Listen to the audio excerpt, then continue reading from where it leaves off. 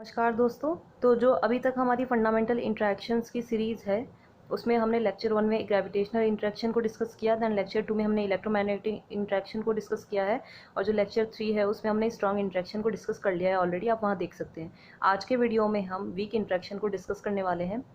Videos पसंद आए channel को सब्सक्राइब ज़रूर कर देना और वीडियो को शेयर कर देना।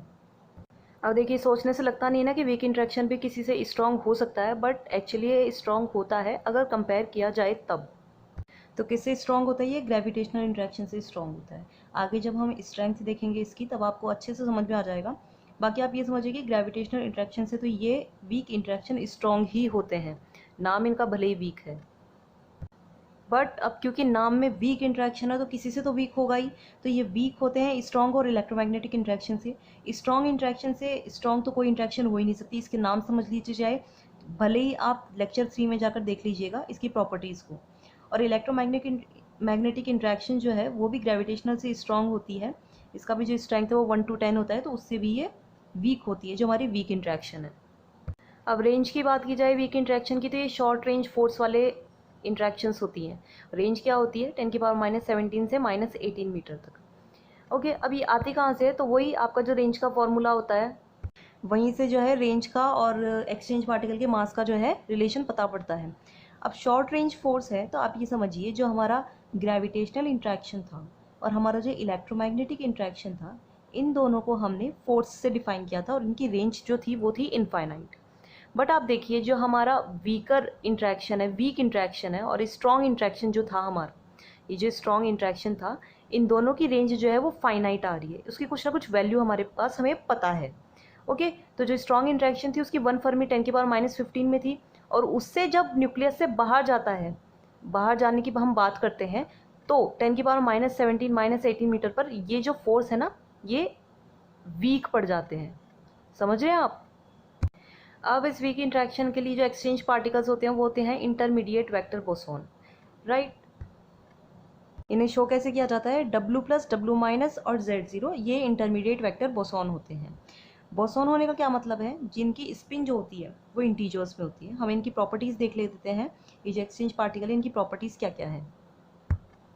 आप देखिए, मास होता है इसका फाइनाइट, स्पिन होती है इसकी 1। हमने क्यों कहा?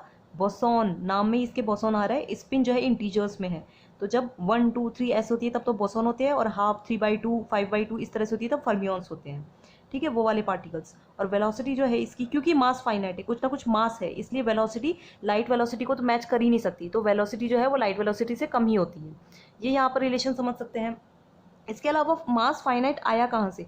तो अब देखिए, हमने पहले भी रेंज का फॉर्मूला डिस्कस किया था। अब आप रेंज का फॉर्मूला क्या था हमारा? R=H/mx चेंज इनटू सी। एच कट कांस्टेंट होता है, सी कांस्टेंट होता है। एच कट की वैल्यू होती है 1.05 इंटू 10⁻⁻34, और सी जो होता है वो होता है 3 इंटू 10⁸ मीटर पर सेकेंड। अब यहाँ पर रेंज हमारी फाइनाइट है, शॉर्ट रेंज है, हमें पता है कुछ ना कुछ रेंज जो है वैल्यू है। तो अब यहाँ पर वो रखी तब मालूम पड़ा कि ये जो मास होता है ना, वो इसका फाइनाइट आ रहा है। ओके, समझ रहे हैं आप? अगर एक चीज़ फाइनाइट होगी तो दूसरी भी फाइनाइट ही होगी। ग्रेविटेशनल और जो इलेक्ट्रोमैग्नेटिक थी उनमें क्या था? रेंज हमारी इनफाइनाइट थी। दैट्स वाई जो मास था एक्सचेंज पार्टिकल का वो 0 आ रहा था। तो यहाँ पर ये वैल्यू फाइनाइट है, इसको पुट करेंगे तब हमें ये इक्वेशन सॉल्व करने पे मास जो है एक्सचेंज वो फाइनाइट ही प्राप्त होगा। अब इस इंट्रैक्शन का जो एग्जाम्पल है वो है बीटा डीके। अब बीटा डीके की पहली बात तो इक्वेशन क्या होती है इस एक्सपेरिमेंट की। तो अब आप देखिए, ये जो एक्सपेरिमेंट्स होते हैं, बीटा डीके का जो एक्सपेरिमेंट हुआ लैब में, तो वहाँ से मालूम पड़ा कि न्यूट्रॉन जो है वो टूट रहा है प्रोटॉन, इलेक्ट्रॉन और एंटी न्यूट्रिनो। कहने को तो क्या है कि न्यूट्रॉन के पास में जो है चार्ज ही नहीं है, तो उसने जो है चार्ज पार्टिकल्स दे दिए, क्योंकि प्रोटॉन के पास जो है प्लस चार्ज होता है, इलेक्ट्रॉन के पास नेगेटिव माइनस इसके ऊपर ही लिखा हुआ है। तो इन इंट्रैक्शंस में कुछ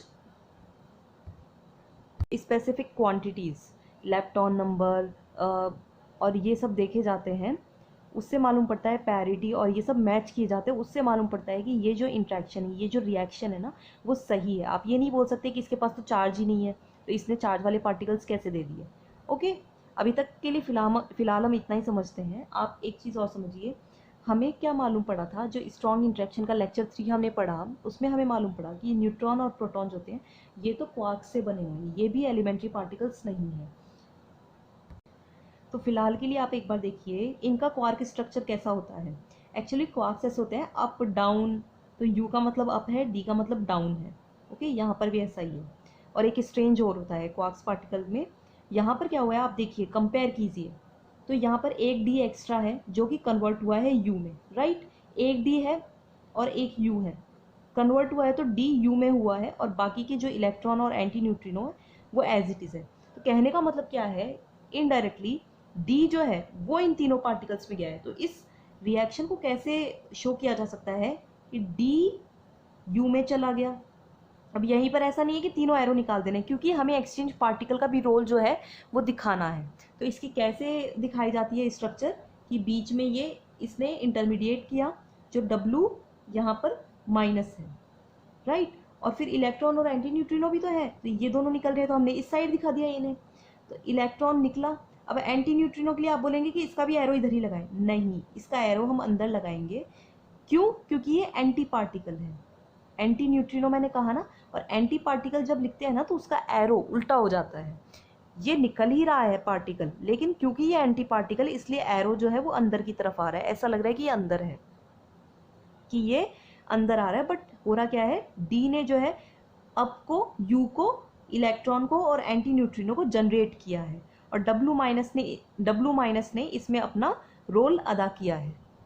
अब यहाँ पर ये जो डी यू इलेक्ट्रॉन और एंटी न्यूट्रिनो ये सब है ना, इनकी प्रॉपर्टीज़ होती है। जैसे मास भी होता है, डी के पास भी कुछ मास होता है, यू के पास भी होता है, इलेक्ट्रॉन के पास भी होता है, लेकिन न्यूट्रिनो जो होते हैं वो मासलेस पार्टिकल्स होते हैं। इन्हीं की प्रेजेंस से पता चलता है कि वो इंट्रैक्शन वीक इंट्रैक्शन है, जिसमें ये जो न्यूट्रिनोज आ जाते हैं ना, क्योंकि ये इंट्रैक्शंस में कैसे मालूम पड़ा था, जिन पार्टिकल्स का मास होता है उनका तो प्रेजेंस का मालूम पड़ जाता है, बट न्यूट्रिनो के केस में जब इन्होंने अपना पाथ दिखाया ना इंट्रैक्शंस में, तब मालूम पड़ा था कि न्यूट्रिनोज कोई पार्टिकल है जो एग्जिस्ट करते हैं और वो वीक इंट्रैक्शन में अपना योगदान देते हैं, जिससे ये इंट्रैक्शन जो है वो बैलेंस होती है, वरना ये अनबैलेंस्ड इक्वेशंस थी।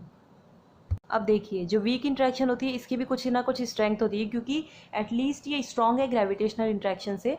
इनका जो कैरेक्टरिस्टिक कांस्टेंट होता है स्ट्रेंथ के लिए वो होता है GW equals to GW² W जो है वो यहाँ पर वीक को शो कर रहा है, और मास ऑफ प्रोटॉन की टर्म्स में जब इसे लिखा गया तो वो कुछ इस तरह से लिखा गया। अब आप ये मत पूछेगा कि यार कहाँ से ये सब एक्सपेरिमेंटली प्रूव्ड वैल्यूज़ होती है, आपको एक फाइनल रिजल्ट इसका ध्यान में रखना होता है जब इसको सॉल्व किया, क्योंकि ये सभी कॉन्स्टेंट्स हैं। जब इसे सॉल्व किया गया तो वो वैल्यू जो आई वो ऑलमोस्ट इक्वल्स टू आई 10⁻⁻⁵ के। अब आप देखिए 10⁻⁵, ठीक है। तो हमारा जो फर्स्ट स्टेटमेंट है वो यहाँ से वेरीफाई हो गया है।